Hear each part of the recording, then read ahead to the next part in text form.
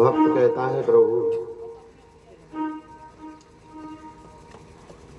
कि भक्त और भगवान के जीवन का एक बड़ा अनोखा संबंध है, एक बड़ा अधिकार है इसमें। लेकिन भक्त और भगवान के बीच में जो अधिकार है उसके लिए कुछ करना भी पड़ता है। ऐसा ही नहीं है कि एकदम आप अपना अधिकार बना लें और करें कुछ नहीं। एक पिता की संपत्ति पुत्र की है, निश्चित बात है, लेकिन पिता माता की सेवा भी करना पुत्र का कर्तव्य बनता है। तो अधिकार जहां आता है तो अधिकार के लिए भक्त और भगवान में एक बार हुआ कि अब की पुकार जो सुनोगे नहीं तुम दीनानाथ,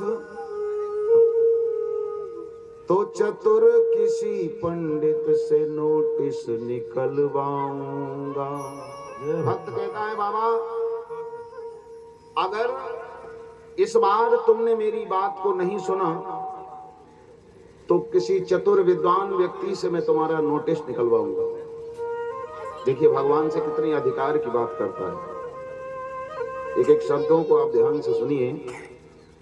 नोटिस बानाम रामचंद्र बल्द दशरथ जो, नोटिस पर मैं अदालत में जाऊंगा और अदालत में क्या आपके नाम से एक मुकदमा चलवाऊंगा प्रभु।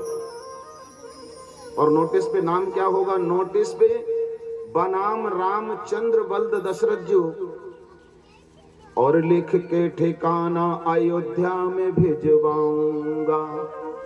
पता भी मुझे याद है। दर्शन में पाने का दावा करूंगा नाथ, हाजिर होने के लिए सम्मन भिजवाऊंगा। प्रेम के शिकार को मैं प्रीत रूपी घूंस देकर, प्रेम के शिकार को मैं प्रीत रूपी घूंस देकर, मीत रूपी मिसल को मैं पेश करवाऊंगा। हृदय के हटीले नाथ मांगोगे सबूत यदि, तो वेद और पुराणों की गवाही करवाऊंगा। और अंत में हमारी जब डिग्री होगी दीनानाथ, अंत में हमारी जब डिग्री होगी दीनानाथ, इसी के बहाने नित दर्शन में पाऊंगा।